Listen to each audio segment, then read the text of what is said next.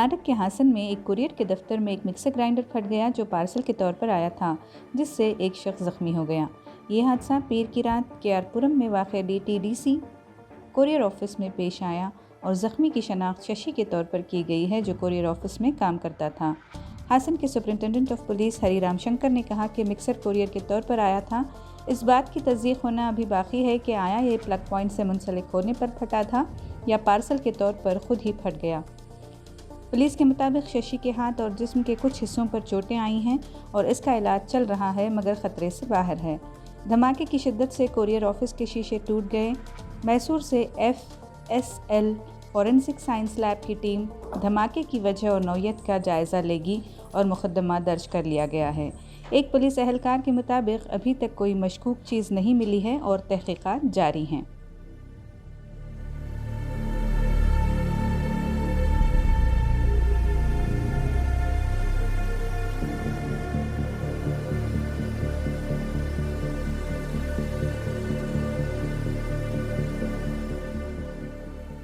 ಸಂಜೆ 7:30 ಗಂಟೆಗೆ ಕೆಆರ್ಪುರಮಲ್ಲಿ DTDC courier ಆಫೀಸಲ್ಲಿ ಒಂದು ಮಿಕ್ಸಿ ಎಕ್ಸ್ಪ್ಲೋಡ್ ಆಗ್ತಿದೆ.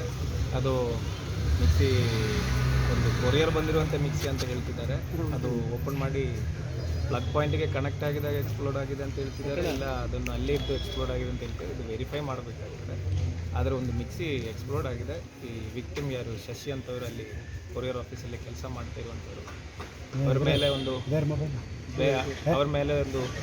3-4 ಇಂಜುರೀಸ್ ಆಗಿದೆ. ಈ ಇಂಜುರೀಸ್ ಬೇಸಿಕ್ಲಿ ಒಂದು ಕೈ ಮೇಲೆ ಟೆಂಡನ್ ಇಂಜುರಿ ಇದೆ, ಹೊಟ್ಟೆಯಲ್ಲಿ ಇಲ್ಲೊಂದು ಇಂಜುರಿ ಇದೆ, ಇನ್ನೊಂದು ಇಂಜುರಿ ಚೆಸ್ಟ್ ಮೇಲೂ ಇದೆ. ಸದ್ಯಕ್ಕೆ ಔಟ್ ಆಫ್ ಡೇಂಜರ್ ಇದ್ದಾರೆ. ಅದು ಮೈ ಮೇಲೆ ಎಂಟ್ರಿ ಆಗಿರುವಂಥದ್ದು, ಬ್ಲಾಸ್ಟಾಗಿ ಎಂಟ್ರಿ ಆಗಿರುವಂಥದ್ದು ಮಿಕ್ಸಿದೆ, ಏನು ಬ್ಲೇಡ್ ಇದೆ, ಮಿಕ್ಸಿದು ಬ್ಲೇಡ್ ಏನಿದೆ ಅದೇ ಎಂಟ್ರ್ ಆಗಿರೋದು. ಏನು ಫಾರಿನ್ ಪ್ರೊಜೆಕ್ಟೈಲ್ಸೋ ಅಥವಾ ನೇಲ್ಸೋ ಅಥವಾ ಬೇರೆ ರೀತಿಯಲ್ಲಿರುವಂತಹ ಬಾಲ್ ಬೇರಿಂಗ್ಸು ಆ ರೀತಿಯಲ್ಲಿ ಯಾವುದೂ ಕಂಡು ಬಂದಿಲ್ಲ. ಎಕ್ಸ್ಪ್ಲೋಷನ್ದು ಫೋರ್ಸಲ್ಲಿ ಗ್ಲಾಸ್ದು ಸ್ವಲ್ಪ ಇಲ್ಲ, ಅಂಗಡಿದು ಗ್ಲಾಸ್ ಸ್ವಲ್ಪ ಬ್ರೇಕ್ ಆಗಿದೆ.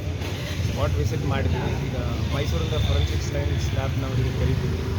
ಈ ಮಿಕ್ಸಿ ಯಾವ ರೀತಿಯಲ್ಲಿ ಎಕ್ಸ್ಪ್ಲೋಡ್ ಆಗಿದೆ, ಯಾಕೆ ಎಕ್ಸ್ಪ್ಲೋಡ್ ಆಗಿದೆ ಅಂತ ವೆರಿಫೈ ಮಾಡಬೇಕು. ವಿಕ್ಟಿಮಿಗೆ ಪ್ರಶ್ನೆ ಇದೆ, ರಿಲೀಸ್ ಔಟ್ ಎಲ್ಲಿಂದ ಬಂದಿತ್ತು ಸರ್? ಅಲ್ಲ, ವೆರಿಫೈ ಮಾಡಬೇಕಾಗುತ್ತೆ. ಒಂದು ಪಾರ್ಸಲ್ ಬಂದಿದೆ ಅಂತ ಹೇಳ್ತಿದ್ದಾರೆ. ಪಾರ್ಸಲಿಂದ ಒಂದು ಅಡ್ರೆಸ್ ಇದೆ ಮತ್ತು ಬೇರೆ ಬೇರೆ ರೀತಿಯಲ್ಲಿ ಮಾಹಿತಿ ಇದೆ.